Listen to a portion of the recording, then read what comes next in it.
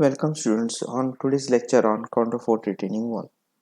So in the previous lecture we had designed and dimensioned the cross section of the counterfort retaining wall. So just we will have a glance on what all was the data and what all was computed. So this was the data given for the designing. The height of the wall above ground level 6 meter, SPC of soil 160 kN per meter square, angle of internal friction phi 30 degrees, density of soil 60 kN per meter cube, spacing of counterforts 3 meter center center, adopt M20 grade concrete and Fe415 steel. So initially in the first step we calculated the dimensions of retaining wall. So we got the minimum depth of foundation as 1.2 meter.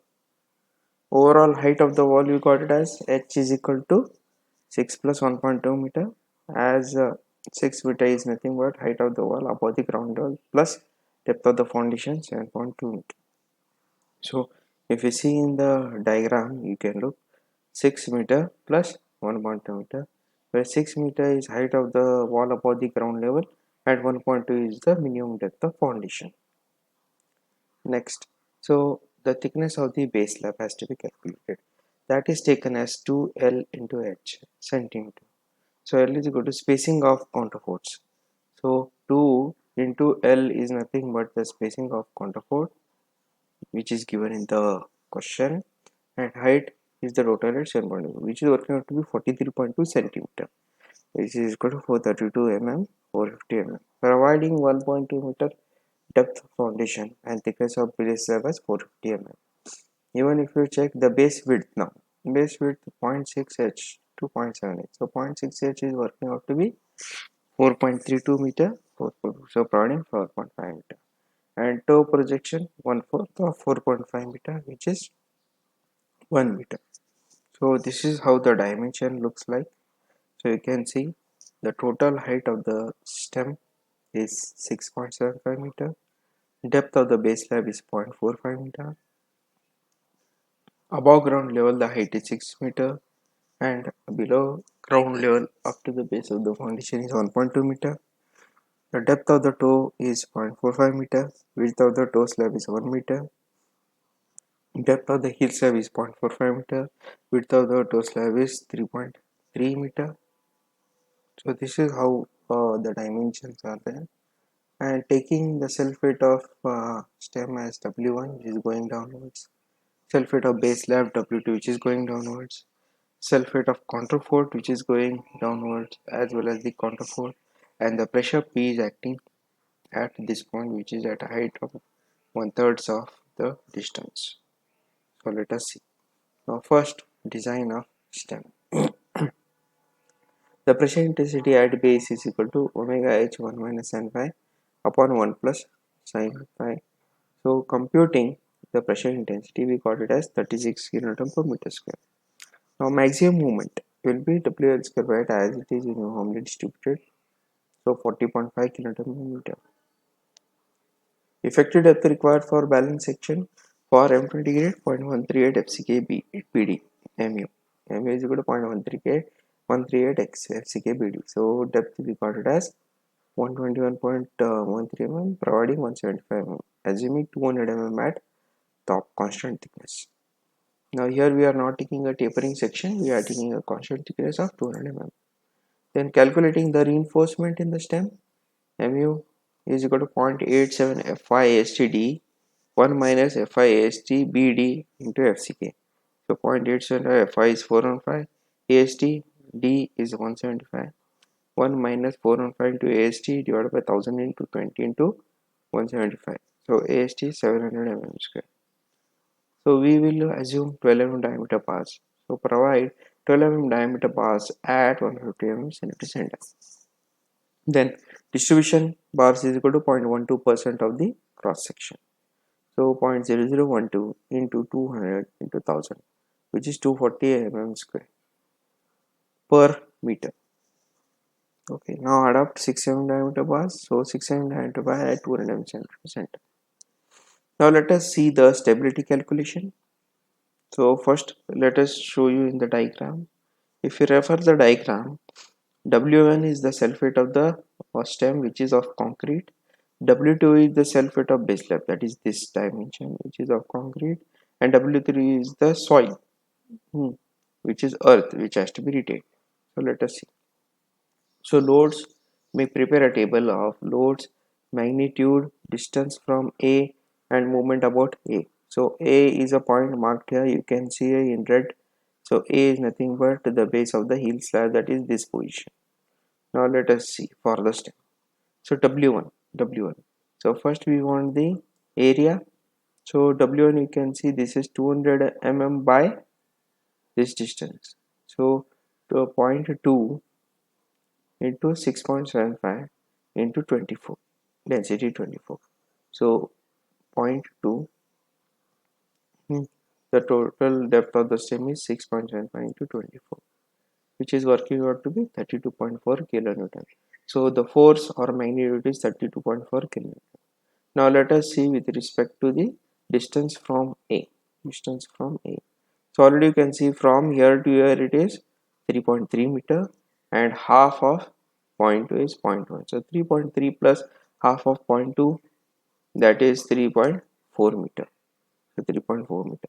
So multiplying magnitude with force 32.4 into 3.4, we got it as 110.16 kilonewton meter. So this is how the load for the W1 is computed. Now let us see for W2. Now W2 is of the base slab. So W2, the total width is 3.3 plus 0.2 plus 1, that is 4.5 meter into 0.45. This is the rectangular section. So it is 0.45 into 4.5 into 24. So 48.6 kilonewton. So 48.6 kilonewton. And the distance from A is, the total width is 4.5. It is rectangular again. Hence it will be at a half distance. So 4.5 divided by 2. So 4.5 divided by 2. So 48.6 into 2.25, which is working out to be 109.35 kilonewton meter. Now W3 is nothing but the self weight of the earth. You can see the earth weight will act downward. So considering this as this portion, so this is width is 3.3 and height is 6.75. So considering those, so 3.3 into 6.75 into density is given, which is 16, density of the soil, so which is working out to be 356.4 kilonewton. So magnitude is 356.4 kilonewton. And if I see the diagram, so considering it a rectangle section, so again if I want to take at a point A distance, so it will act at half distance of this, so 3.3 divided by 2. So 3.3 divided by 2. So this is working out to be 356.4 into 1.65. So 588.06 kilonewton meter. So these are the movement. So 110.16 movement is due to the self weight of this time. 109.35 kilonewton meter is the self weight of the base slab. W3 588.06 is the self weight of the earth retained. So there will be a movement due to earth pressure also. So this pressure will be acting at this point, which is at 1/3 of the distance of the depth. So P is equal to Ka into omega h square divided by 2. So Ka into omega h cube divided by 6. Why like this? Because this multiplied by 1/3. So P is equal to Ka omega h square divided by 2 bracket into h by 3. So it is working out to be 1/3 of 16 into 7.2 cube divided by 6, wherein omega K is 1/3, that is 0.33. Omega is nothing but density, and h is the height of the stem divided by 6, which is working out to be 328.45 kilonewton meter. Now addition of all these movements, we get 1136.02 kilonewton meter. And addition of these all forces, that is 32.4, 48.6 and 356.4, we get it as 437.4. So distance of a point of application of a resultant from A, which is nothing but summation of moment divided by summation of force. So summation of moment is 1136.02, that is summation of this. and summation of 4 is 437.4, which is nothing but summation of this. So which is working out to be 2.597 meter. So the eccentricity E is equal to Z minus B by 2. B is nothing but the width. If you refer the diagram, the width is 4.5 meter of the base slab.